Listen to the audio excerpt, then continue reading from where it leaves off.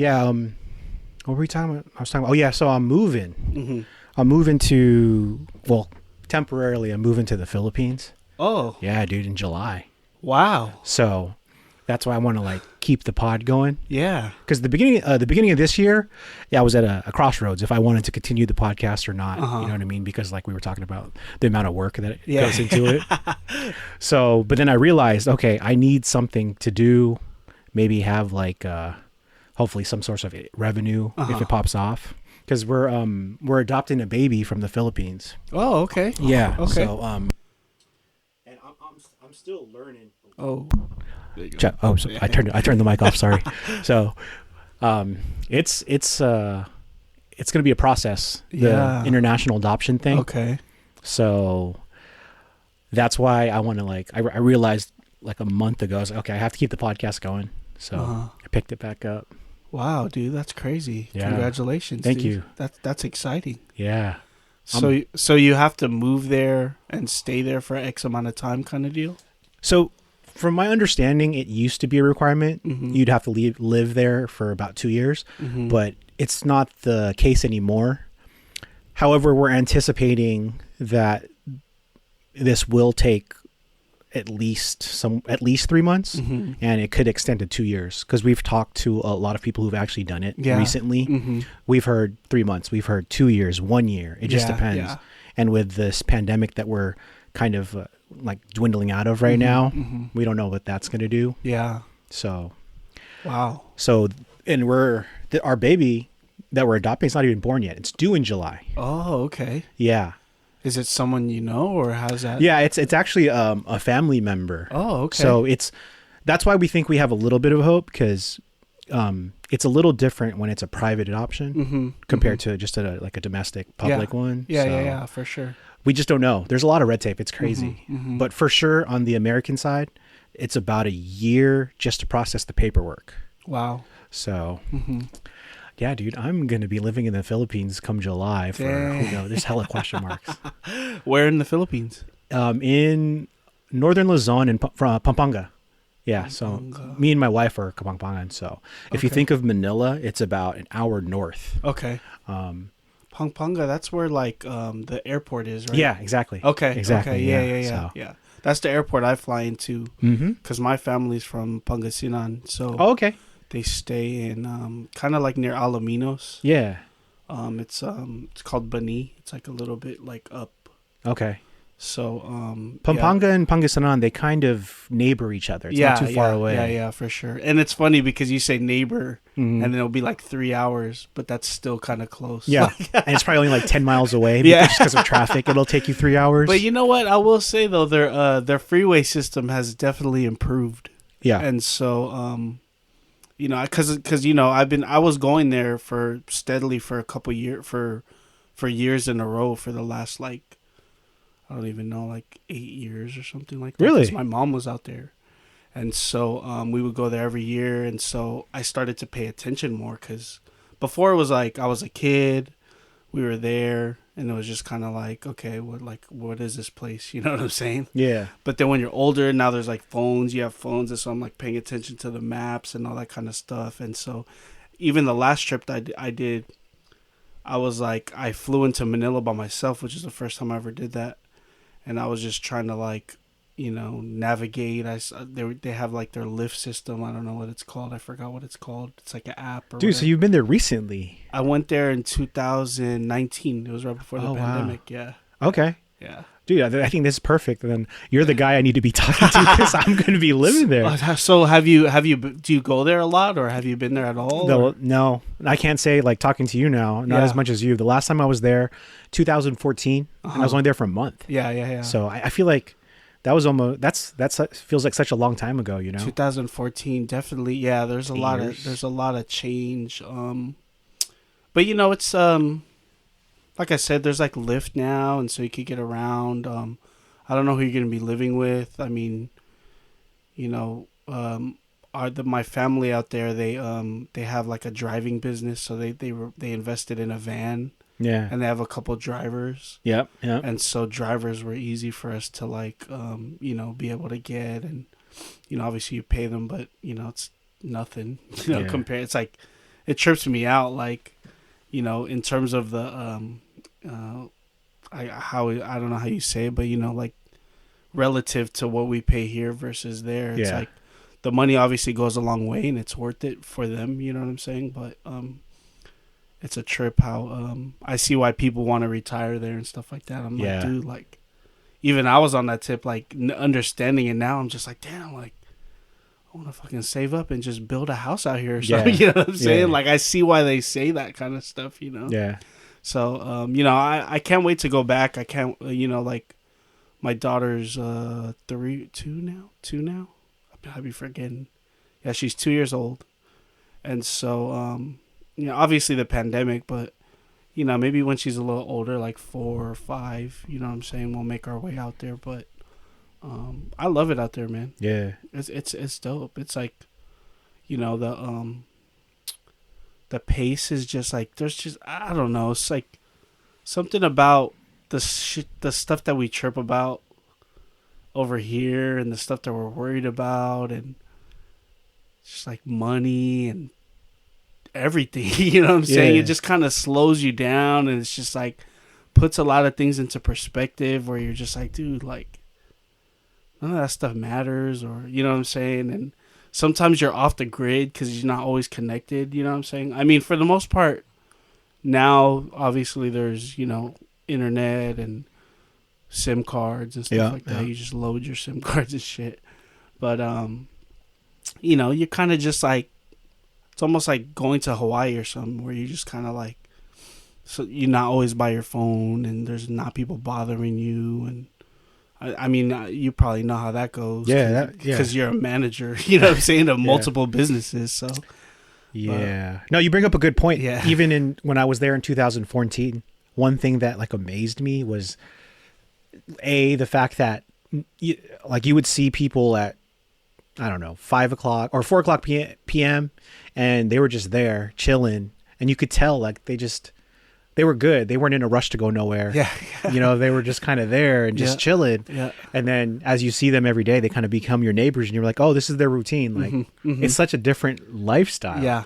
And then another thing that got me, because my wife's family, she's from the big city. Angeles is like a big like city, and you can go venture out like at 3 o'clock in the morning and the city's still alive. It amazes me. But then where my grandma's from, like everybody goes to bed like when the sun goes down. So I mean, you could get that here too, but it's just the contrast in that country. It amazes me. It's so grabbing. You just kind of wake up, drink some Kopiko. You know what I'm saying? You hear the roosters. How long were you out there in 2019?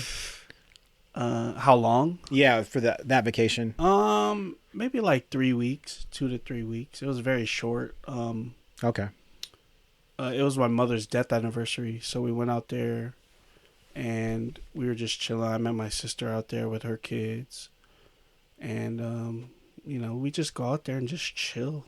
That's really what it is, man. You just sit there, and then you end up eating a lot because all they do is want to feed you. Drink a lot of coffee.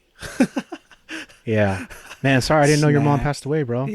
She passed away in 2018, and so that's the reason we were going there more frequently, because she was there for the last couple of years of her life and stuff. So it's like I said, I can't wait to bring my daughter out there. We got really close to that side of the family because none of them are out here. So it's one of those things where it's meant to be, you know what I'm saying? Like maybe that was the purpose, is for us to be able to go out there more. And so I love it out there, man. It's really dope to just like to really understand, like, not even on no, like, it's sometimes people are like Filipino, pro-Filipino, and which is cool, you know what I'm saying? I'm all for learning about your culture, but really going out there and being like meeting my cousins, meeting my family, and I don't know. I mean, everyone has their own experiences and stuff like that, but now I feel like it's a good it's better for me and my family to be able to bring my daughter there, and we're more comfortable, because before it was always like with my parents or with my mom. So it's cool. You're gonna love it, man. Yeah. Yeah. I think you're going to be the first guy I call. I'll be like, yo, man. Yeah. Let me know. I need to go home. Like, Yeah. So how's that gonna work? Are you gonna man, we're manage like, your businesses from? we're figuring it out as we go. Not even going to pretend Mm-hmm. like we have it all figured out Yeah. right now. Yeah. But the plan is right now. So Peace, Love, and Boba, that place is good right now. Mm-hmm. Luckily, I'm so thankful for my management team. Mm-hmm. I don't really have to go there now. Nice. Honestly, like I haven't been there in 2 weeks. Nice. So and I'm still managing through the phone. Yeah. And just like doing the little things. Mm-hmm. But with the physical work, I don't have to be there anymore. Mm-hmm. Shout out to my general manager Jaden. Yeah, Like, yeah. Dude, he runs that place. I'm so thankful for him. So. Nice. And then with my parents' grocery store, I'm kind of just helping there where I can. So Okay. they're good. Now the big thing is for our boba shop in Roseville.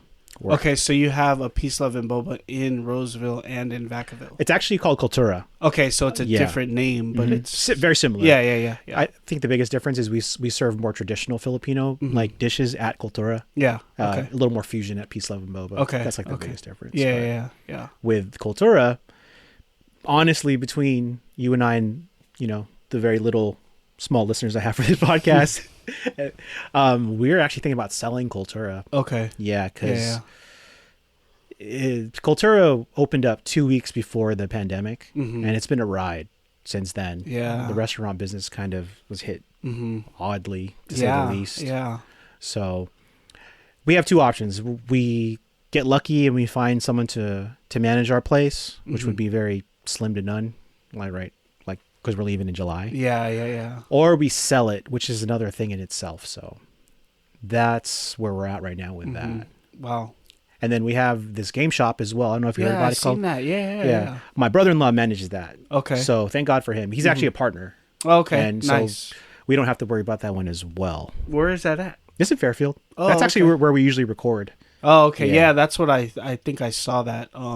So do you guys live out in the Roseville area? Is that why you my opened wife up? my wife and I moved out there. Oh no, we moved out there unplanned. So Uh-huh. we live there now. We live in technically Lincoln. Whoa, Lincoln. Yeah. I like it though. Yeah. I think I've heard of it. Yeah. I feel like I have a couple wedding gigs out there. Yeah, there probably Lincoln. there's like Is it like country-ish or yeah. something? Oh, okay. Yeah. But That's kind of it- cool though. It's like 5 minutes away from the store. So, yeah. Okay. Dope. That's dope that you're, man, like, I can't even imagine having like a business like that in this pandemic, man. That's Dude, it was crazy. crazy. It was crazy. So many learning lessons. Man. Yeah.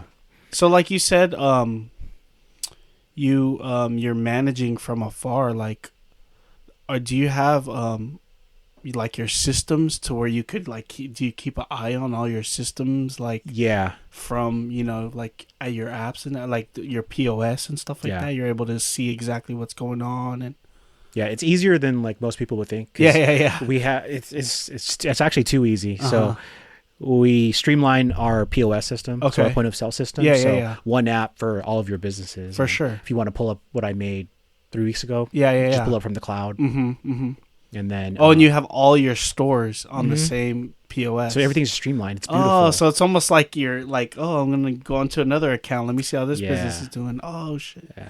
that's crazy. Yeah, I wanted to. I thought of some questions when you're like, oh, I'm gonna, because I'm like, so we both went to Sac State. We're both in the business program, but I study marketing, so that's what I do now is marketing. And so when you were like, oh yeah, I want to get you on the pod, I'm like, oh, cool, I get to ask him some business Oh, questions. please do. I would love to. But yeah, I just I was just curious about like how you like things like that, like how you manage your business and like even just like knowing how to separate things and stuff like that. Like how quick did you jump from owning a single business to like, how did you know it was like Dude, that's a really good question. I Yeah. actually touched on that a little bit on my last podcast. Mhm. Looking back, I feel like I thought I was ready. I thought Carl and I we thought we were ready when we opened up Cultura. Mhm. And I'm still trying to figure out because I don't know if it was a mixture of the pandemic or not, Uh-huh. because we were actually planning to open up 2 restaurants in 2020. We had signed 2 leases. Oh wow. So we were going to open up Cultura And then we had Peace, Love, and Boba in the works Mm-hmm. in Lincoln as well. Wow. So not Lincoln. Both in Rockland, actually. Okay. So we were going to run a boba shop, and then we were going to run a full service restaurant through Peace, Love, and Boba. Mm-hmm. And halfway through, the Peace, Love, and Boba project got kicked. Like they just said, the landlords were like, sorry, understandably so. Yeah. And then we got stuck with Cultura. But so like half of me thinks we would have been great because market was booming, boba shops are still coming alive. But then half of me realized that I wasn't truly ready because I was struggling managing Cultura and Peace, Love, and Boba at the same time. Yeah. And I tried to remove the pandemic issues, and I realized I probably needed a whole nother year before we should have opened up Cultura because it cost us like a lot of money if you're making these mistakes. So it's weird. We thought we were ready, but we weren't. Yeah. And I look up to the chef named David Chang. I'm not sure if you're familiar with him. Yeah. He has a podcast out as well, and I listen to him a lot. And he said on his podcast, if you think about opening up another restaurant, you need to make sure this is done, this is ready. And he pretty much laid out a checklist. Yeah. And I said, oh, like I don't have Like, all of those. And he's like the go right now. Yeah. But you know what I said? I turned it off and I was like, fuck it, dude. I'm still going to open it. Oh, shut up. And he was so right, man. Yeah. He was so right. Wow, that's crazy. But you like roll with the punches. Yeah, that's the thing too, is like, you know. I don't know if I answered your question. No. dude. Well, how long were you running Peace, Love, and Boba to where you were like, oh, let's open up another one? Man, I was 3 months in when we first opened. I was like, I want more. Yeah. I was like big headed, and I thought this is what I was going to do and that's what I wanted. But it took us 4 years. Yeah. But from off the bat, I thought I wanted like 5 more. Wait, so it was 5 years later of running Peace, Love, and Boba. It took me 4 years. Oh, okay. Before I opened I up thought you Cultura. meant 3 months. You was like, oh, let's go. Yeah. You were like that. I wanted it, but no. Okay. No, and that's how it should have been because we were not ready. Yeah. How was that experience opening it like for the... So was this your first business that was like you from the ground up? Like you put all, like everything, you went all in? Yeah, like no safety net or anything? Yeah. Wow. Yeah. It was like the best experience of my life. Yeah. So like you the guys hardest got and the best. lease and like you're still in the same location that you guys are on Nut Tree or whatever? Mm-hmm. So did you like build all that out on your own? Like you were Yeah. working with the contractors and stuff like that? Yeah. It was a really good learning experience because before Peace, Love, and Boba, it was like it was a staffing agency. So there was nothing in there. And so we got to work with the city. I got to work with general contractors, architects. Yeah. And man, I never pretended to be someone else like that much ever because like I was 29 at the time and I'm talking to these older like contractors and they could see right through me and with my questions I didn't know how to answer. It was just, but you're the was business odd. owner though. I mean, that's true. why you're I feel you though. Yeah, like you always get that like imposter syndrome or something, right? Yeah, but you don't want to like show your cards. So you're like, oh yeah, and then you just Google it on the side.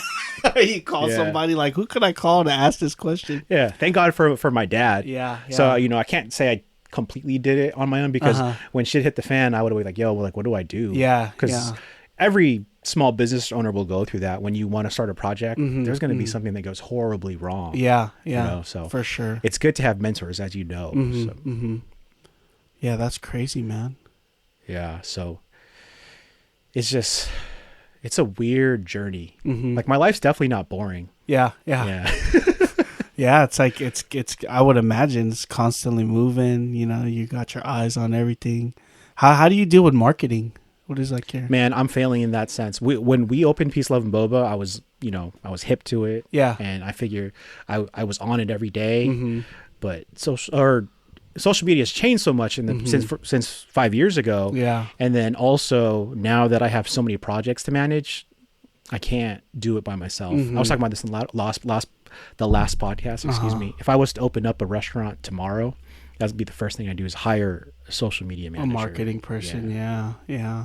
It's crazy. Just like, even just like within the last couple months of just like, or like let's just say a year, I just feel like the attention span of people is getting shorter and shorter, and you're constantly having to figure out like, before it was these long videos that you want to do, and then now it's like these short videos, and now it's these short form content pieces that reel, and you got to get their attention in 3 seconds or else you know what I mean? It's so it's crazy. Just like, and so it's like, okay, so do you advertise as a business? Do you try to get organic follow? You know what I mean? It's just like, you almost have to like, it's like hand-to-hand sales or something. You know what I'm saying? Like, there ain't no formula used to be. Like, you used to be like, oh, let me just throw some money at, you could still throw money at ads and stuff like that, but it's really about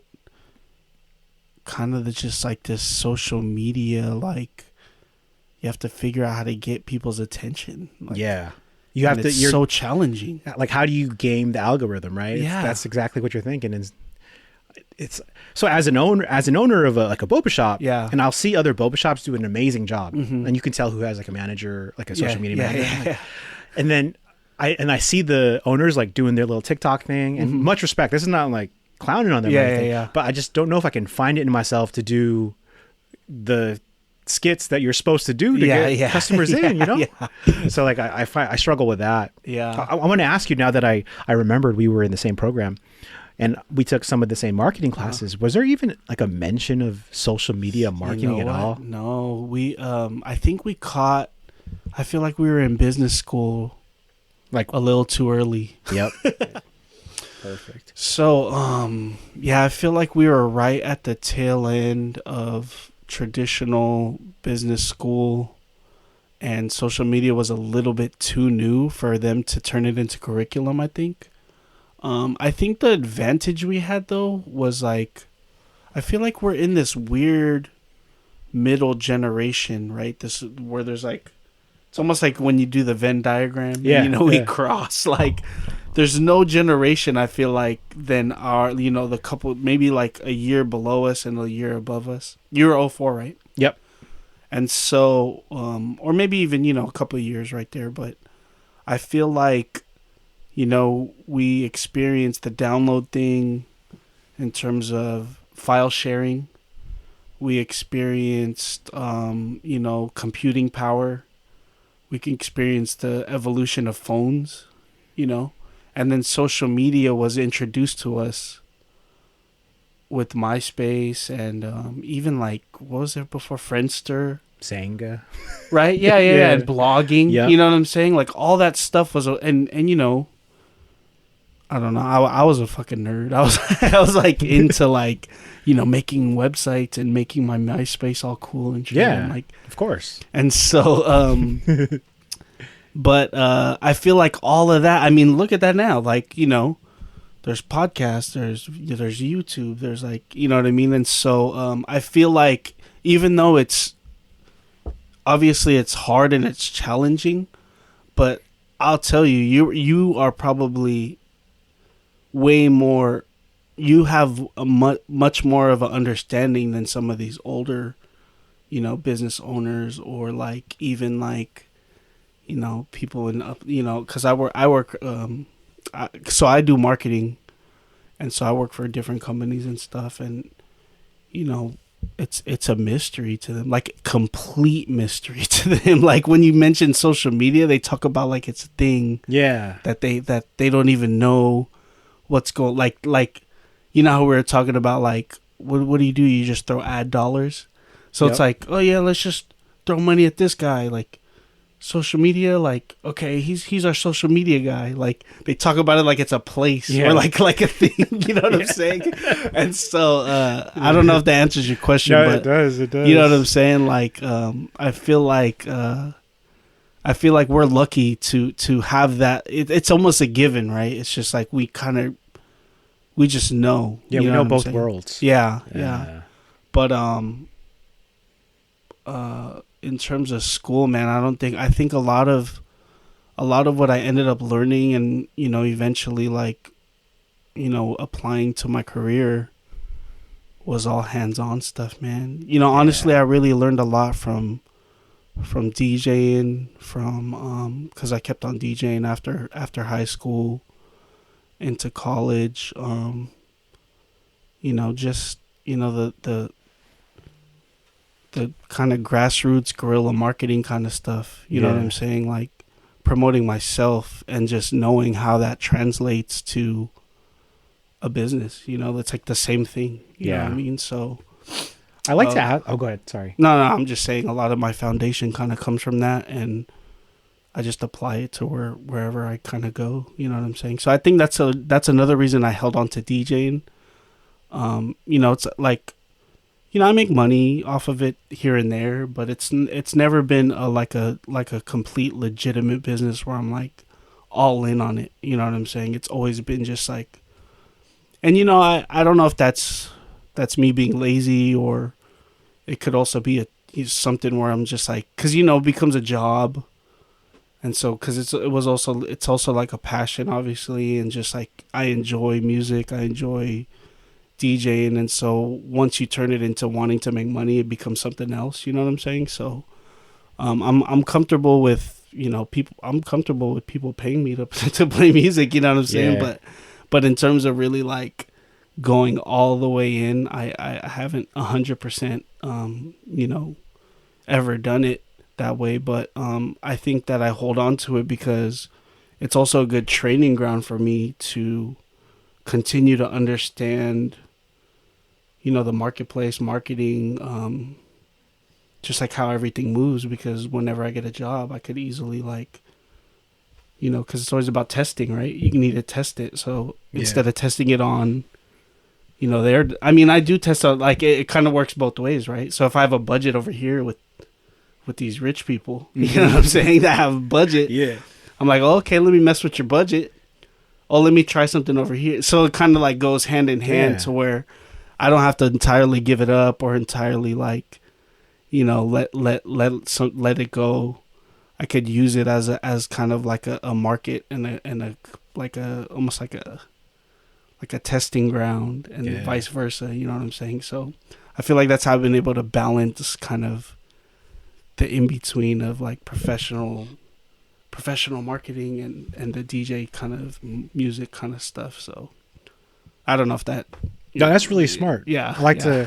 No, that is because you're tying in these two worlds that maybe don't necessarily mesh together. Well, they do obviously, but you have to market yourself. Right? Yeah, but that's really cool, and I think it's very smart. I think what I wanted to ask. Oh, so I like to ask a lot of my guests is, if you could do it all over again, would you go to college still, looking back?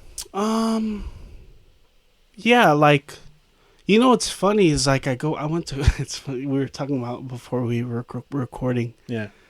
And, I ended up graduating like 2011 or something. I went in at 2004. It's like, should have got my doctorate. You know what I'm saying? I should have been. It's all good. But, it's funny because I've never been a good student. Same. And it was just one of those things where you kind of like 13th grade, like you kind of just had to go. Like it wasn't even a question to my mom or to my family, like, nope. Well, you go to college, go apply, It's like, all right, and I'm just there wasting money and, bullshitting, like, you know what I'm saying? But afterward, I think I've, like, in my last year of business, in the business program, I don't know what class it was, but basically everything just clicked. Like, I always struggled with tests. I always struggled with studying. I always struggled with being in groups. And for whatever reason, I think it was like operations, like one of the OPM or... Yeah, I hated that class. It was something. It was something to where I was taking the test and I was like, yo, like it just like, for some reason, it just made sense. Like, oh, this is all this school was just like figuring out how to, like, this is how you run the business. This is what happens when, you order stuff, and I don't know, just, operations. And so, right at that point, it was already the end of school. And then, like I said, I started getting jobs, and then I started learning kind of like on the spot. And then I always would wish, like, dang, like like, you know, thank God we got Google and we got information at our fingertips. We got YouTube now where we can just learn whatever. But you know, it's like I'm always looking for like knowledge. Like, oh, I wanna know how to do that. I want to know how to do this. Same. And it's funny because, you know, obviously we learned it hands on. I think that's that's with everything. You know what I'm saying? Like, you're in school, you don't know. You're just going to school. Like, you're supposed to, like, but you kind of need it though. You know what I'm saying? Like, I don't know. You may not need it. You may not need it now, considering the amount of information that's out there and what's available to us. But I think there's a foundation there. I mean, I don't knock it. I don't knock people like learning. You know what I'm saying? Like, because we learn, like, if you go to school or not, you're gonna have to learn it somewhere. Yeah. So if you decide that you want to get it from these professors, you know. One thing I do wish though, if I were to do it again, and I would know what information I want to leave with, then I would have been more active at looking for schools that have that information. You know what I'm saying? That makes so much sense. Because I was just like, my sister went to Sac State. It was close. Mm-hmm. Comfortable. Yeah, exactly. It was cheap. Yeah. And so I was like, oh, I'll go here. It's like, okay, cool. You know, I got it from, you guys are going there too? Oh, okay. Yeah. It's funny how, like, all of the 707 damn near went to yeah, I to know, Sac State. Right? Yeah. So, but, you know, I met my wife there. Yeah. I had a good experience, man. I'm not even mad at it. You know what I mean? And then I ended up doing, like college radio over there. I was, like, doing DJ stuff there too. And I met a lot of cool people from the artists, from the arts community out there, and kind of like, you know, I thought I wanted to be DJ Clue and shit, so I started doing mixtapes. But, you know, there was a lot of learning in that too, you know what I'm saying? So, you know, even outside of just being in the classroom, being on campus, I think there was just, you know, I was living on my own at the time, ended up working while I was in school, and so it's an experience. You know what I'm saying? So I don't know. If I mean I definitely encourage school. I'm gonna encourage my daughter to go to college, you know what I'm saying? But what if she's like, yo, Dad, I don't want to go to college, but this is what I want to do. Yeah. I mean, like, it's really so different now, right? Yeah. I mean, especially knowing what I know, you know what I'm saying, now, and like kind of being entrepreneurial, you know what I mean? Like, as long as you know what you want to do, you know what I'm saying? Like, if you have a plan, if you have a goal, you're going to try it. Yeah. You know, like, you better be ready to fail, you know what I'm saying? Because there have been points of just like, you know, you got to go broke, you know what I'm saying? Like, those are the moments where you really like figure out like you know, are you going to keep your cool? Are you going to melt down? Are you going to try to like fall back on someone else? Or like, it's on you. That's you know the best learning lesson, so man. I don't know how you teach that, but I don't think you can. I think like, and so if she ends up saying something like that to me, it's just like, all right, like, good luck. I know, exactly. Because even me, like I said, I haven't even 100% gone in as a business owner to where, like, you know, I always like end up having a job. You know, I always have a 9-to-5 also, which I'm not. I mean, you know, is that something you've thought about, like going full time into DJing? Yes and no. So for the same reasons I talked about earlier, of just like not wanting to entirely make it about the money when it comes to me doing music. You know what I'm saying? And then, you know, it just doesn't add up for me. Like, I know that there's like avenues that are more, you could monetize more on, like, in terms of music production, like getting, I know there's money in TV and sync, they call it sync licensing. So like getting your music played on TV or commercials and stuff like that. If you get them into these sound libraries, people use them commercially, and then the money's good there because, one, there's budget, and two, it's residual, so you continually get paid. Like, so I know a couple people that are like, you know, one of my buddies does voiceover work, and or he did do voiceover work when he was in college. Oh, wow. And he did like it's like jingle stuff, right? Yeah. And you know, he'll still get checks from that kind of stuff. You know what I'm saying? Or like, I've heard of that from a couple people. You know what I'm saying? And so there's like avenues like that, but that grind is just like, you know, you have to make X amount of, you know, you have to have your own library of music. You have to produce. It's funny because I always talk myself out of ideas that could eventually work. Because when I talk about the work that it takes, yeah, I'm just like, man, I don't want to do all that's that a good thing though. Because like, that's too much work, Yeah. man. I'd just rather work.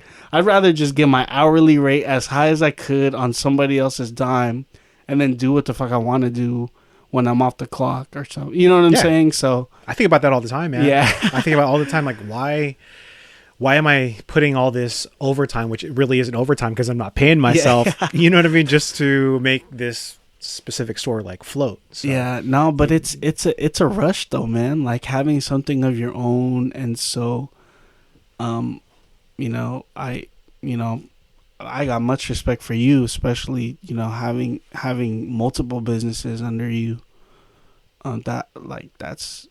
It's definitely something that I've always wanted. You know what I'm saying? But it's just, like I said, I don't know if it's me being lazy or just like. Trust me when I say this. If I could do it, you can do it for sure. Yeah. Because I'm not.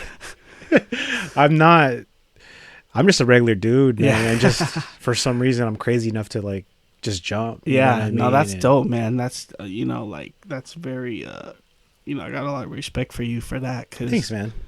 I have the same. and respect not for you. not everyone's, you know, built for it. You know what I'm saying? Like we were saying, there's moments of like really going for broke and just like almost just like what did I get myself into, you know? And then you just kind of fall back.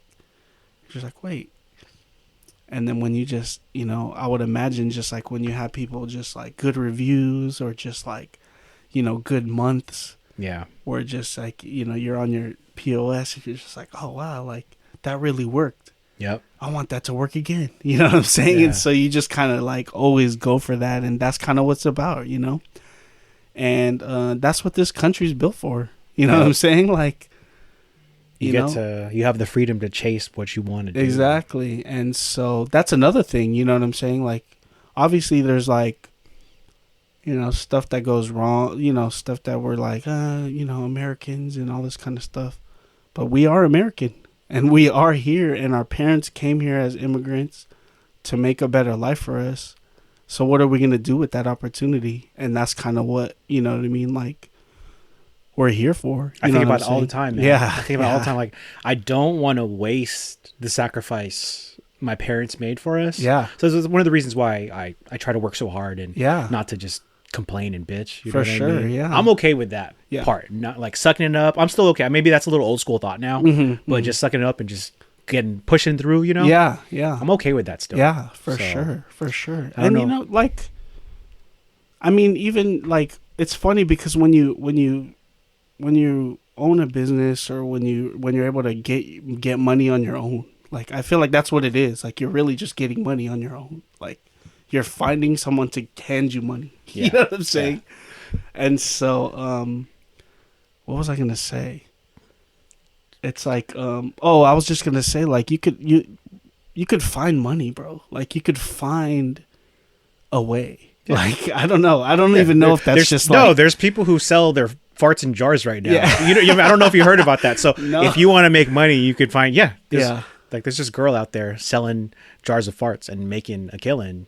What the hell? Yeah, it's just, she but see, the thing is though, she was like a social media star, Oh, okay. and then she like brought in $60,000 in a year selling her farts into a jar. Look it up, bro. Is that like some Japanese shit? Nah, she's white, dude. She's lives here in America. Because isn't there like some Japanese thing where there's like old panties? Like they buy old panties? Yeah, see, there you go. That's another one. Just used panties? Yeah. There's like vending machines or something? I've seen that. I haven't participated, but I've seen that. I'm not judging. It's just not my cup of tea. You know what I mean? Yeah. I mean, there's anything, you know. So you're right though. Yeah. There are people who have unfair advantages and everything, but a lot of us have no excuses if we want to find that money that you're talking about. You know what I mean? So. Yeah. And you know, like, yeah, I guess, yeah. I mean, that's what sometimes I also don't want to like, you know, cause I am privileged. You know what I mean? My mom was a nurse, like a kind of middle-class family. And so, you know, I had wiggle room to be able to make those type of, you know what I mean? Even going to college, like taking something that for like that, like, you know, she made sure that I went to college and I had the opportunity to actually go, you know what I'm saying? So, I'm I'm always like thankful for that, you know what I'm saying? But, when it just comes down to it though, it's like, if you really want something, you know what I mean? Like, yeah. I don't think there's nothing wrong with that. Yeah. It's a weird balance because I feel the exact same way. I'm so blessed to have the parents that I have because they allowed me to, like, I didn't pay for college, dude. My dad was in the military. He had the GI Bill. I had free tuition. There you go. You know, so but I use that as fuel to remind me I can't waste that. For sure. I talk so much shit about college. You know what I mean? But look at me, like I didn't have to pay for it. So it's a weird balance. Yeah. And that's why I continue to push through all the hard stuff because for some people that's not hard. Yeah. They struggle for real. Yeah, right? For sure. And that even like, you know, this whole pandemic thing, you know, I'm like, oh yeah, I got to build a fucking you know no, man, like, I learned how to build a fucking No. I want to talk to don't hate on the like. So we're sitting in Chris's studio now, which is super dope because you built this with your bare hands. Well, so this is super legit, bro. I'm not gonna take 100% credit. So this was already here. The bones of it. It was a shed that was just like empty, or not empty, but you know, just like, you know, spider webs, like. Yeah, everybody else's shed, right? Just exactly. There was garden shit in here. We were just stuffing it with storage and stuff like that. And so, I was just like, you know, I need like cause you know, when the pandemic hit, I had to work from home. And so it's like, dude, I'm like on my, you know, your Zoom calls and stuff. You're on the table. Yeah. And then there's the baby.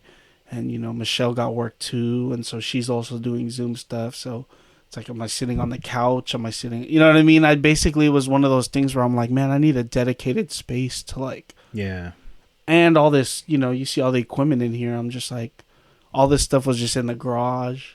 And so even creatively, it was just kind of like, I don't have anywhere to, like, what am I going in the garage? It's fucking cold. You know what I'm saying? It's not set up kind of cool and stuff. And so, you know, I was just like, man, I started watching YouTube videos. That's what I was going to ask you. Do you have any previous experience? I do not. That's so cool. Yeah. That is so cool. You know, I've always lived in apartments. Even at home, my dad wasn't very handy. We always just hired people to do stuff. I mean, the only toolkit I've ever touched was like the IKEA set to put up like, you know, like paintings on the wall. Yeah. And even then I wasn't even like putting anchors into drywall. I was just like putting nails, and I'm like, what? Why is this loose? And so, you know, we ended up moving here and getting this house, you know, thank God, super thankful for that, to be able to, you know, buy a house. And, the house was all old looking. It was kind of like, you know, because this is an old neighborhood. This house was built in like the 40s or 47, I think it was. And it was like, you know, weird, yellowy, like old. Yeah. Like, you know what I'm saying? Yeah. And so it was cool. You know, we were just like, oh, you know, we got a house or whatever. It was right before my daughter was born. But I was like, yo, I can't keep coming up to this house. Like, this ain't ours. You know what I'm saying? This is like, it's not home. Yeah, this feels like whack. You know what I'm saying? And so I'm really into, you know, my wife's into that stuff too, where it's just like, dude, like, we got to make this feel like, it's all about like energy. You know what I mean? Like, I feel like that affects you. You know what I'm saying? You walk up to something, you don't even want to like, you don't even like looking at it. It's like, nah, we got to make this us. You know what I'm saying? Especially if we're home all the time, spend all this time here, spend all this money.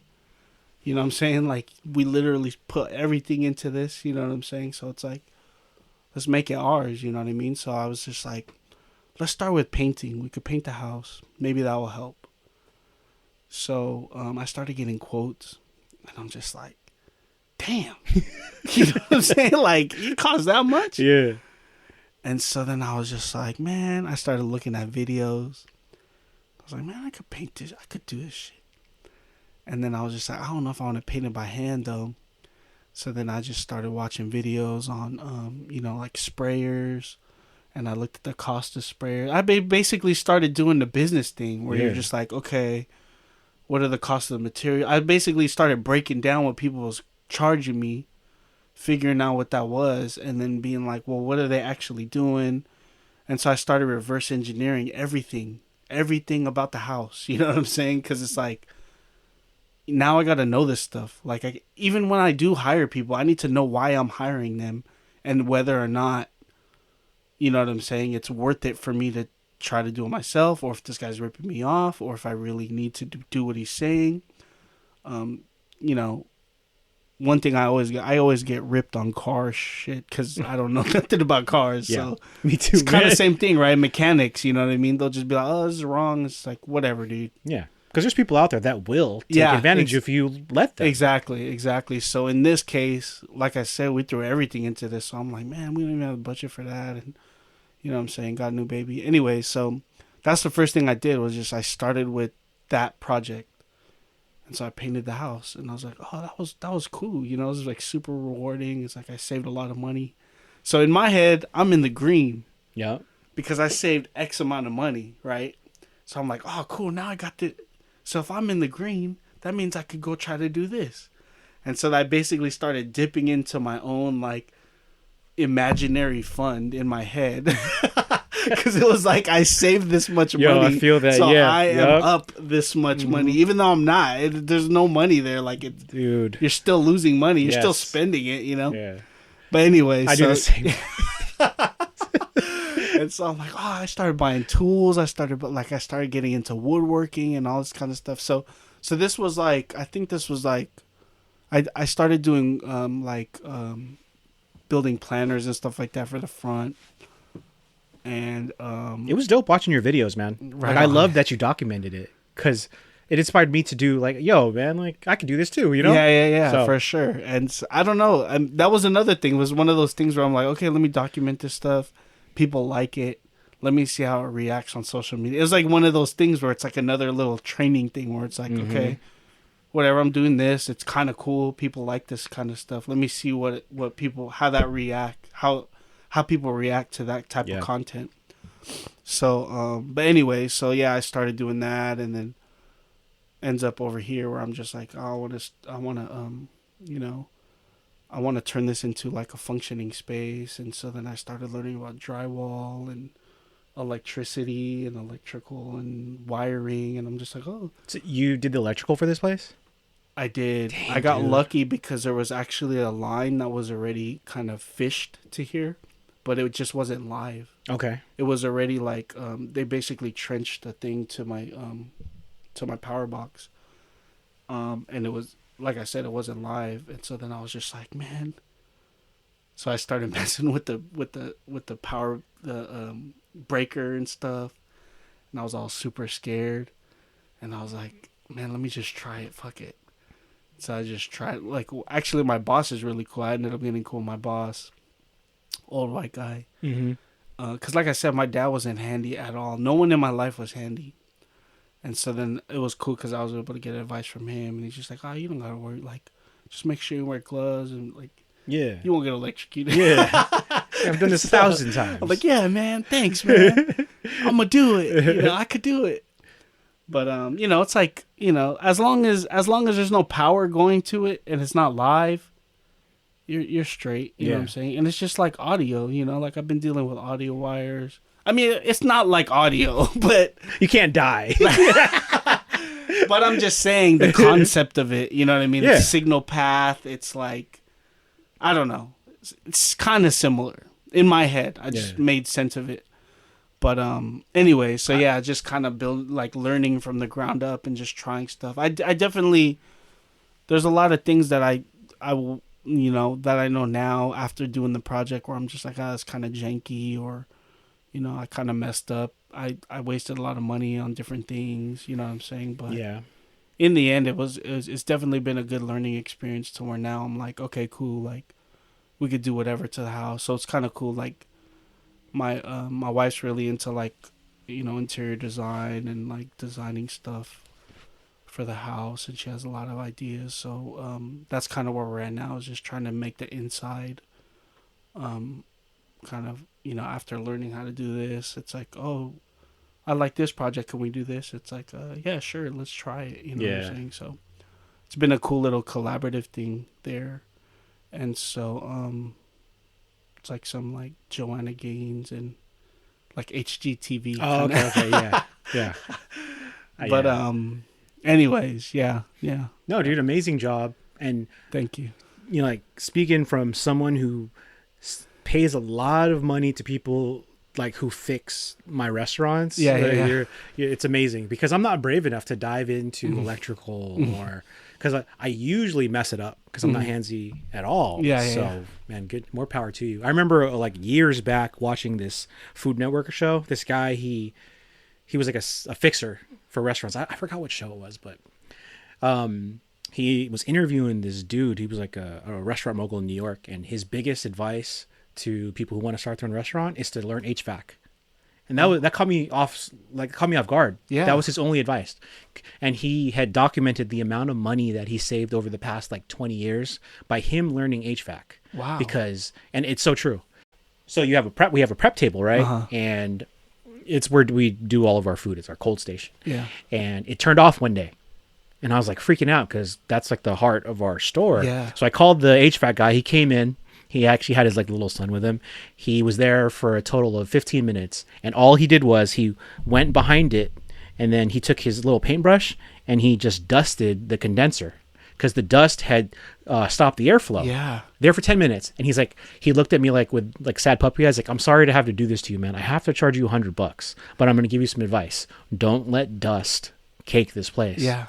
It wasn't $100. It was like $500, dude. Yeah. For him to just dust. And that was it. It turned on like in 15 minutes, because I let dust. So I'm just saying, like, if you want to be a general contractor, man. But that's I'll never forget about that. Yeah. Dude, I just lost like 3 hours of work because I didn't have enough knowledge to know that you need airflow to keep your fridge like cold. So but stupid. it's like, that's the thing though. It's like, you can't, you don't want to worry about that stuff, dude. You got more to worry about, It's a weird balance that you have to do. But then that's crazy. Like, I could only imagine, like, you're probably freaking out. Like, dude, this has to get fixed. That's exactly, no matter what. Like, and thankfully that guy taught me. There could have been another asshole who just like, I'm going to take advantage of him. So he could have said something, this, and that's broken. And exactly. Really, I feel like that's what plumbers do, man. Yeah. Plumbing is not that, like, I mean, it is, but at the same time, it's like you're just dealing with, like, I don't know. It's like kind of like airflow, like you were talking about, Yeah. It's like, if you ever want to open up a restaurant, that would be like another thing I would tell you, advice is, if you find yourself a good plumber, hold on to that guy. Yeah. Because like I've like gone through so many plumbers. And yeah. And some of them will be kind of like, sleazy and try to like swindle you. Yeah, exactly. Try to be all like cool with you and stuff. It's like, bro, like, I know what you're doing. Yeah. I actually found out my cousin is a plumber. And so I was just like, oh shit, you're a plumber? Like, what's up? Like, so that was kind of a cool, I didn't even know. Yeah. Like, I just found out within the last year. So I was like, oh, dope. It's one of those jobs that you'll always have a job. Yeah, for sure. People got to take shits. Forever. And when you need a plumber, it's usually kind of like urgent. Yeah. Because you don't want a leak, you know what I'm saying? Because a leak could lead to all kind of shit. Yeah. You know what I'm saying? So literally, usually people are freaking out. You know what I'm saying? Kind of like that situation where it's just like, all right, $300. Yep. It's like, do you just stick around and make it seem like it took you longer? Maybe, I don't know. I'm pretty sure some plumbers do that. Because like, what if you're having a slow month? You gotta make that up, and unfortunately, there's people who are gonna get the butt end of that. I know. So I get both sides. Yeah. But I mean, I would never be like that. Yeah, I can't say that because people are your they give you money. Yeah, you yeah. have to be fair. Yeah. It's gonna get like life balances itself, so Yeah. it's gonna get at you like somehow if you swindle someone. For sure. So, but that's just me. That's how I believe it. Yeah. There's some assholes who don't give a fuck. They're rich right now, so. Well, you have a business that deals with like you know, making sure there's customer satisfaction, right? So Yeah, I mean that's kind of part of your value. that's it. Yeah, that's true. It's different. For sure. I wanted to ask you, man. You know, like it's funny because I feel like we've been just talking about me, but like I had some questions for you too. Yeah. Go ahead. But you brought up a really interesting point because I could relate to the fact you were talking about how with DJing and not going full time, there's like a thin line because at some point you're going to be getting paid to do this. Like, are you worried about your passion turning into something else? Because I went through something similar last year. Like I hated cooking last year, dude. Yeah. And it was a mixture of a lot of things. But the reason why I opened a restaurant, because I'm a chef and that's what I wanted to do. And I developed this bad relationship with cooking all of last year. Yeah. I hated it. And I had to get out of this rut. So, you know, you were telling me, like, is that something you ever went through? Or just... Yeah, it does. It happens. I think, like, I'm even in that situation right now where, like, I have this, I still do this monthly club gig, in Oakland. And it's definitely a club gig. It's like a first Saturday hotspot in Oakland. And it's like the music doesn't really match with what I'm even like, or the vibe of it doesn't even match what I'm really on at this point in my life, you know, even as a DJ, you know what I'm saying? And so when you're dealing with playing that type of music, catering to that type of event on a monthly basis, I mean, it's only once a month, but still, though, there's something about it that just kind of lingers over my head. Like when that date comes around, the first Saturday, I'm just like, oh man, I kind of got to deal with this. I kind of need to start listening to what's hot. I need to listen to the. So it becomes like, you know, I just want to play all this stuff. You know what I'm saying? I just want to play things that I like. But you kind of get into those points where it's just like, it becomes a job. You know what I'm saying? Yeah. And so, I don't know, like, what was the question? Oh, no.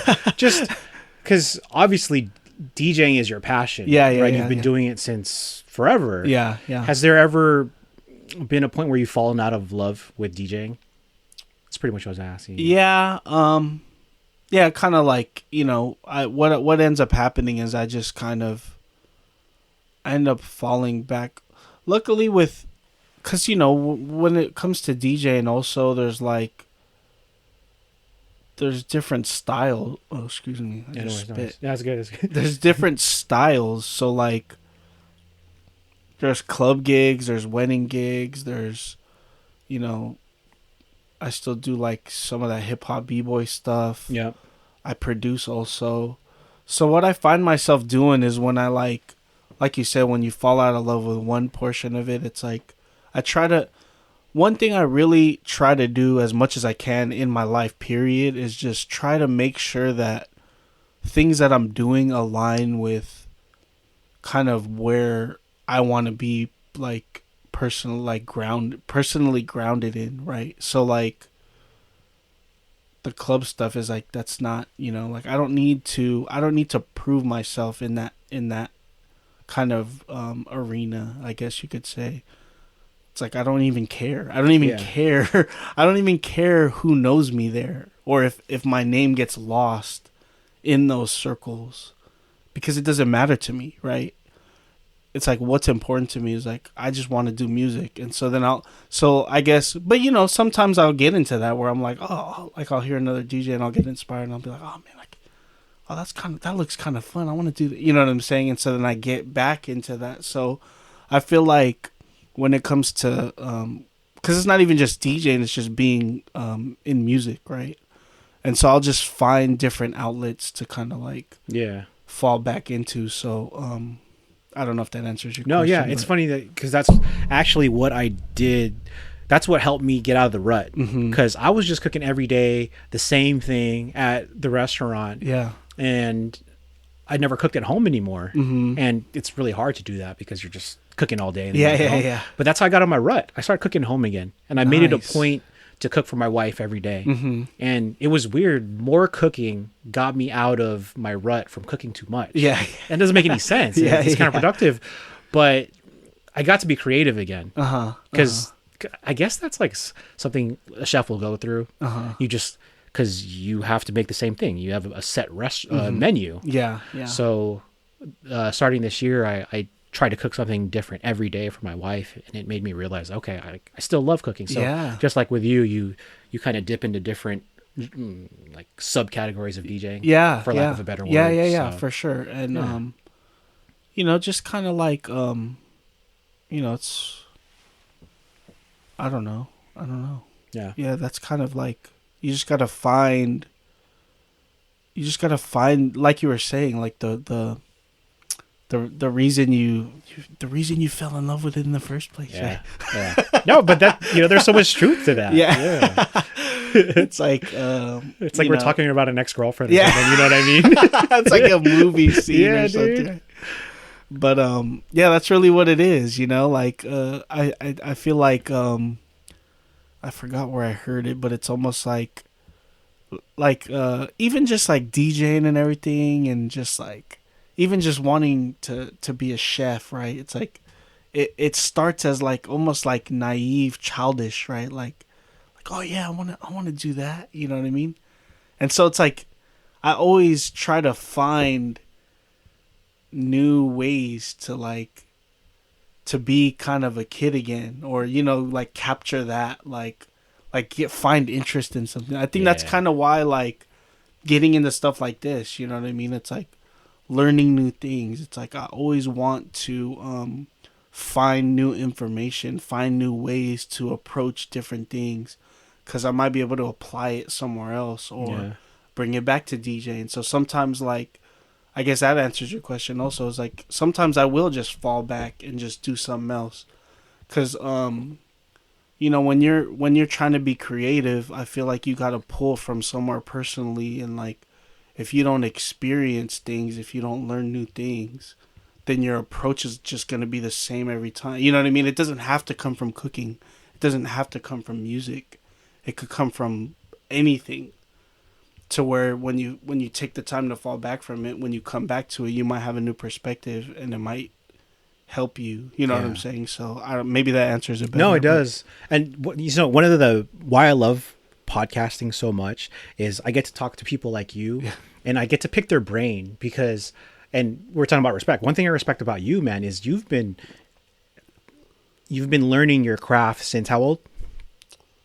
I've been DJing since like 15. 15. Probably, like officially DJing. Yeah. And you're in this space where you're forced to be creative. And I'm only recently kind of just like learning what creativity is. You can be creative as a chef. You have to be, but it's creative is this weird thing. It's like, what is creativity? And then where do these ideas come from? So like, and that's what I think I respect about you, because you can see the passion. You can't see it. You can feel the passion through your music, man. And I bought an album of yours recently. It's like 6 tracks, not an album. It's like a mixtape. Excuse me. Oh, okay. It was so dope. It was like a summer. Excuse me, I don't know like the name of it or anything. Oh, but okay. It was like a summertime kind of deal. Oh, okay. Yeah. Like, dude, it brought me back to like my b-boy days. Yeah. I didn't do well back, but you know what I mean? Like, just, I think maybe because we come from the same place and from the same era, we're the same age, but I love that you could do that.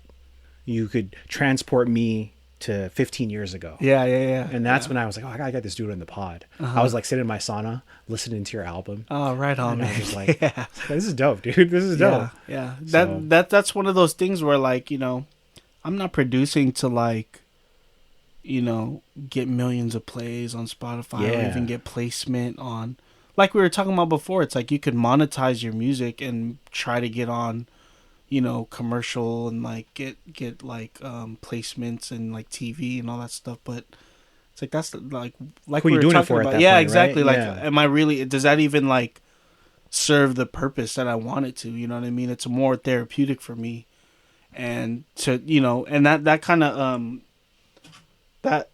Oh shit! I think the video turned off. Okay, yeah, it's okay. It might have been full or something. Yeah. I don't know. Oh yeah, it probably is. Yeah. It's okay. We're actually at what are we at, an hour yet? Yeah, I think we're a little bit over now. Okay, like so we'll just finish our thoughts on audio. And Okay. Then I can finish it right here. Okay, for Yeah. sure. So go ahead, man. But thank you for that feedback. Like, I think that's kind of what I do it for. You know what I'm saying? Like I said, I just like try to find ways to recapture that childish, like, innocent energy to where I'm just like trying to jump back in that to remind myself almost, and so when I lay that stuff down, I don't care if it gets 5, the fact that you listened to it and you were able to be inspired by it served its purpose right there. You know what I'm saying? And so I think that's kind of where I'm at with making music, with DJing, is I'm not, I wouldn't mind monetizing off of it where I can. Like, I even like release records still, like I really like, and it's cool because I more so use it as a marketing piece because I'm able to send it to different DJs like from everywhere. Like, there's cats in Japan that mess with it, and it's almost just like it's almost like a calling card. You know what I'm saying? Yeah. But I'll do stuff like that, but it's not like profitable. It's just almost like promotional, or I don't know. It's just like, I don't even know. It's just like just doing it to do it. You know what I'm saying? Like, the old saying, "Game recognizes game." yeah, That's exactly what I feel with you, man. Yeah, I'm not saying like I'm the game or anything, but I just like it's just I've always been that way. Like, I like to just kind of step back and then appreciate someone's craft. Like, it brings so much joy. Yeah, you know what I yeah. mean? Like, even just like our circle, like seeing someone like Donovan, for example, he's still breakdancing, dude. Yeah, like, for sure. Just to see people passionate like that, it makes me like continue to push. You know what I mean? And that's why I just want to get as many people like-minded just to talk to them. Yeah. This is more turning into like a therapy session. You know what I mean? More than like just a podcast for people to listen to. So thank you, man. Like, I know this. You were asking me before I got really busy, but I appreciate your time, man. Yeah, I was like, I don't even know what I'm going to talk about.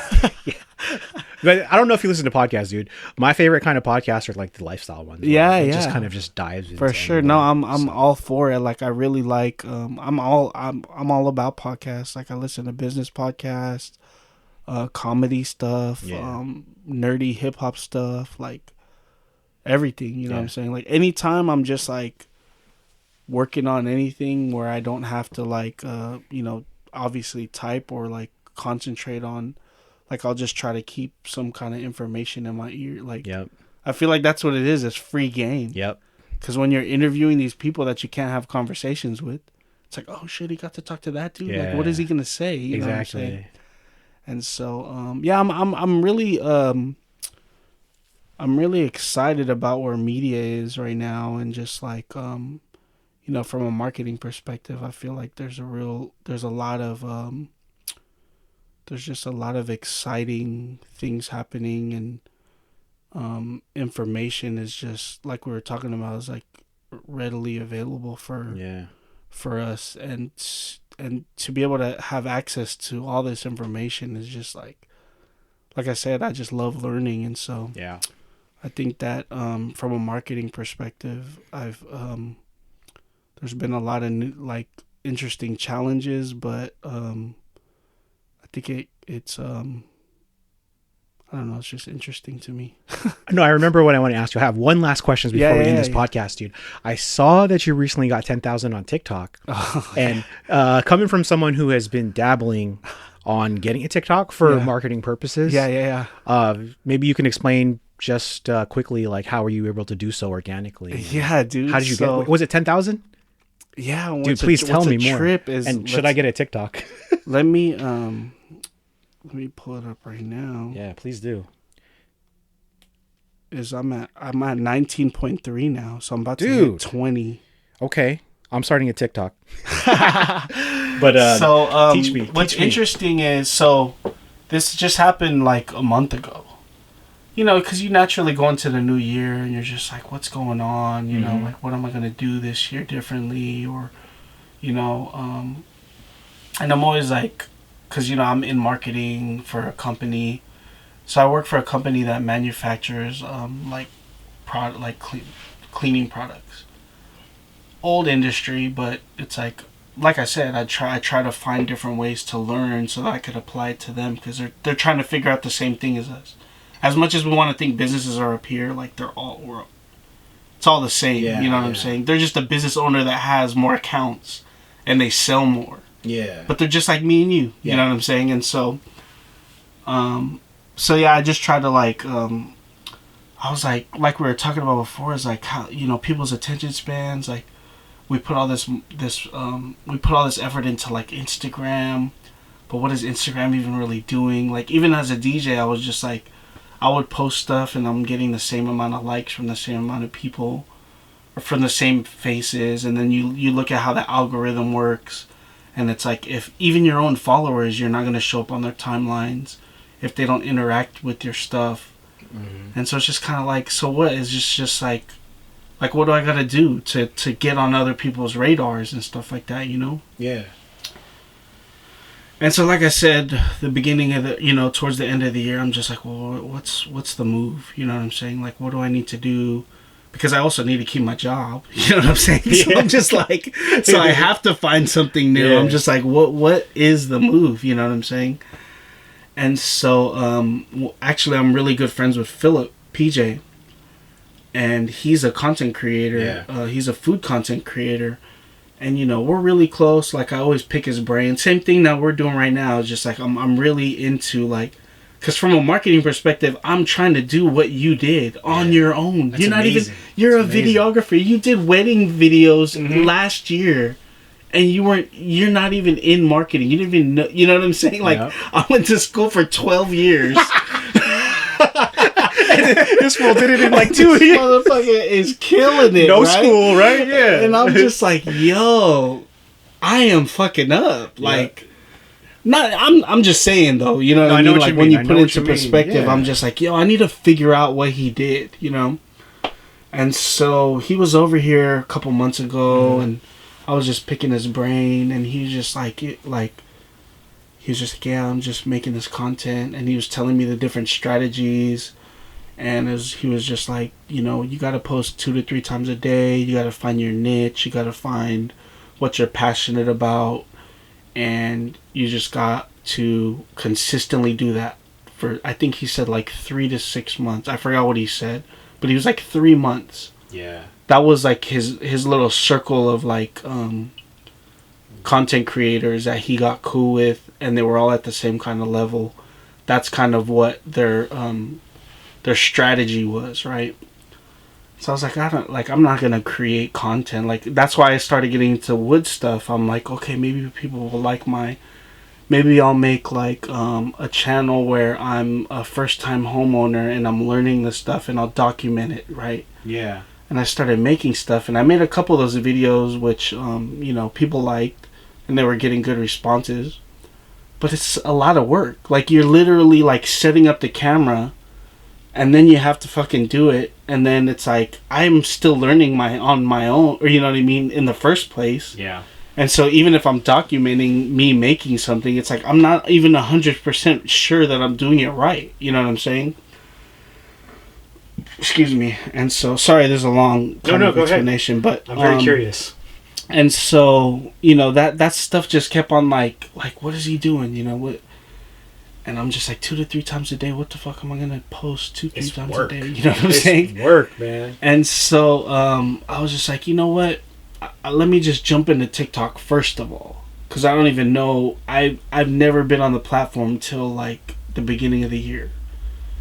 And my wife always sends me stuff. Michelle always sends me stuff like, oh, this is funny. Like, oh, check this out. This is, and she gets ideas from there. There's like actually new like creators, just like PJ. You know what I'm saying? Making stuff on the regular, and you could find a lot of good information on there actually. And like, it's almost better than YouTube, because I'm just like, even my attention is like I consume media that way too, where I'm just like, come on, let's get to the point. Like I'll even forward through YouTube videos sometimes. Yeah.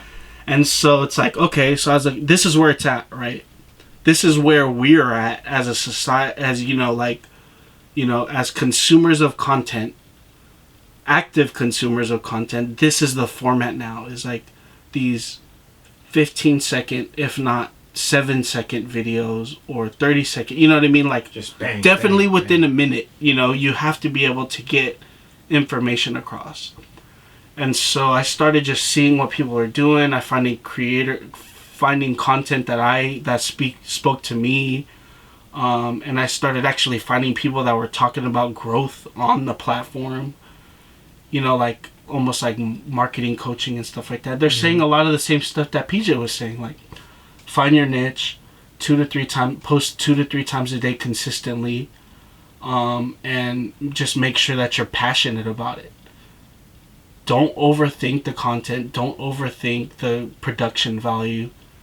And so I'm just like, okay, same thing. You know what I'm saying? Like, I know that, So I'm just like, let me just try to make some pieces of content or whatever. So I'm like, obviously, I know music. I know DJing. I have all these records. So I'm like, let me just share some of these records. Let me just, like, do some little DJ things. So I found like some DJs that I was like, I found a couple accounts. Like there's guys doing like, like cool little list things where it's like, hip hop songs that remind you of high school, and there'll be like 5 songs like a fast. It's like, that guy got a lot of followers. That guy's getting a lot of engagement. It's kind of cheesy. I don't know if it's my, I'm not gonna be over here dancing in the video.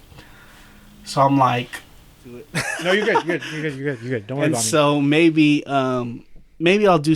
Maybe I kind of like the concept of it because I do like the music that they're, the DJing part of it, but I just don't know if I like that format. So then I basically just try to find a couple different accounts where I was just like, I want to be like this person. I want to be like this. I could do something like this person. And so let me just try that. Let me just try a little bit of that. So one thing I really am into is like, obviously you see here, I collect a bunch of records, and most of what I buy is like, I like to buy things that people sampled. So like, I'll just like, like Kanye West,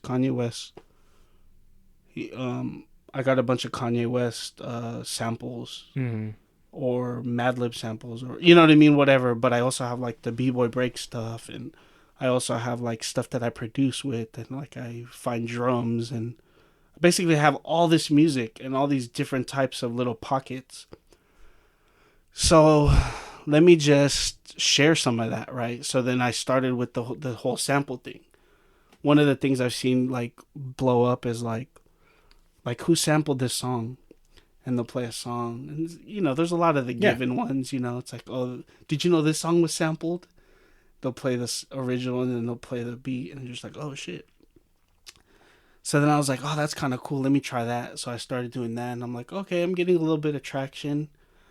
It's like, cool. I got a couple 100 views on my video or whatever. So I'm just like, let me just make a bunch of these. So I basically started batching like 10 videos or something in one sitting, so that I could be like, okay, let me queue them up. Let me just have them in the app, and then I'll just fire them off during the week. So I'll try to keep that consistency to at least two videos a day, sometimes 3. So I started to go in the motion during the first week, like, okay, starting to get a little bit more hits, whatever. It's actually like you start to get drained because it's like a lot of work. And I'm just like, man, some of this is not even moving, like I put in a lot of work on this style and it didn't work. Yeah. But this easy one, it hit off. Exactly. Yeah. And it's kind of going off or whatever. So I'm like, man, like, what if I kept on seeing this video, right? This video where like people try to go viral with these little like cheesy ways, like, did you know if you use this sound in 7 seconds and you make your video exactly 7 seconds, you'll end up on people's For You page? It's basically like cheesy stuff. Okay. Right. And people just do random things like, if I'm on your For You page, make sure to like me or something, right? Because they just try to do this little hacky like viral thing, Yeah. right? So I'm like, oh, I'm not gonna do that, but I like that concept, right? It's like 7 seconds. Like, what could I do? So I basically started taking these samples, and I'm like, okay, let me try this piece of content where it's loops that you could listen to over and over. That's what I called the series. I think I've Loops seen that that I one, could yeah. listen to over and over. And so I tried like 5 of them. Hella fast. I was able to just record a little section of a loop, which ends up being like a little bit more, like maybe like 7 to 10 seconds or something like that. But they're like oh shit. It's all good.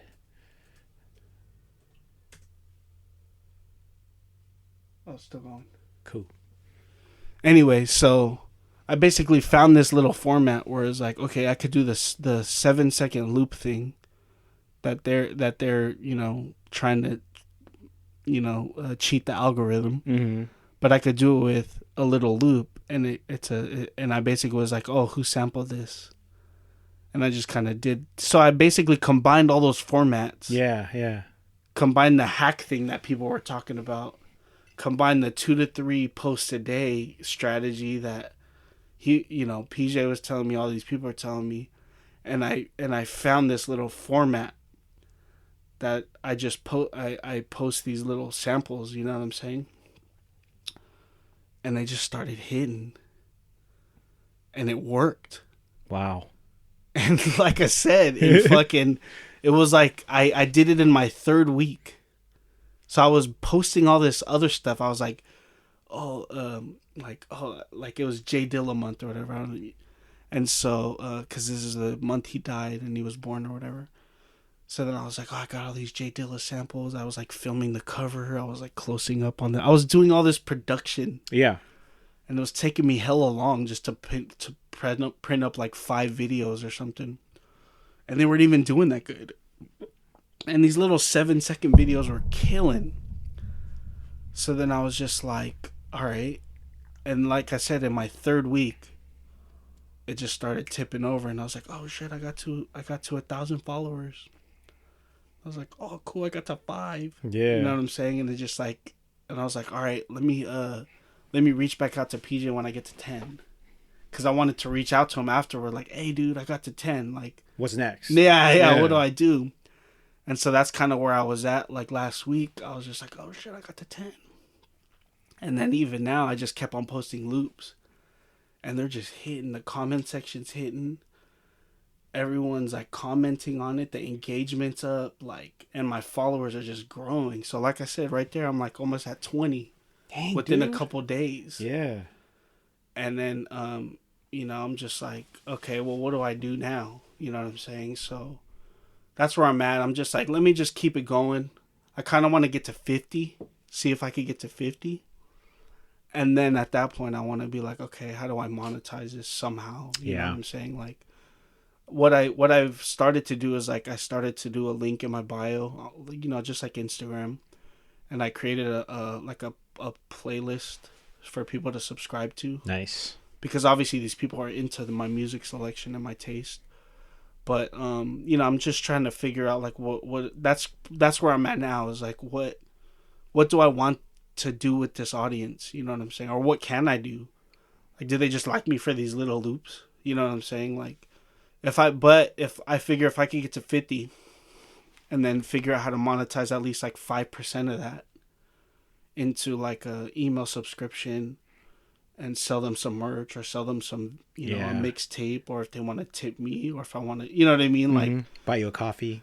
Yeah, exactly. Yeah. So I'm trying to figure that out. You know what I mean? But it's been interesting to just like see, being able to formulate kind of a strategy from a marketing perspective on how I could attack this platform and to actually see it work. You know what I'm saying? Yeah.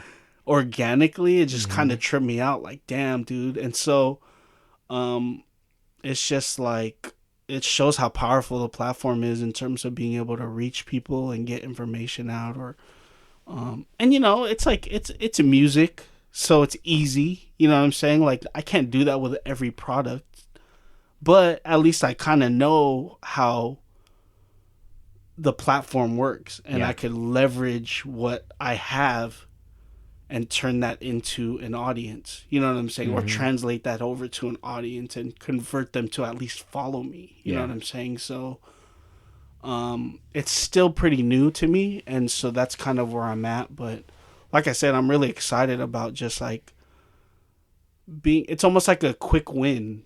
Like you build something and it ends up finishing, right? Yeah. And you're just like, cool, I could sit on this bench now, right? Yeah. So it's like, I had the idea of like, how do I attack this platform? And for me to be able to convert that to actually work, it's just kind of like, oh shoot, like, I think I did it. You know what I'm saying? Yeah. And so, I mean, there's tons of learning still to go, but like I said, I'm pretty excited about just like being able to grasp my head around that. So, but yeah, if you need help with anything, or if you need any advice on how to apply it, I'm pretty sure like it's one of those things where it does take a lot of time. Yeah. It does take, but if you just get if you get creative with it and just like, it's almost like you got to make it a part of your day. You know what I'm saying? Or a part of like your operation, to like, oh, let me batch a couple of pieces of content and let it kind of ride. Or I don't know. I can't imagine, like, I'm not even promoting a business, so there's no pressure for me there.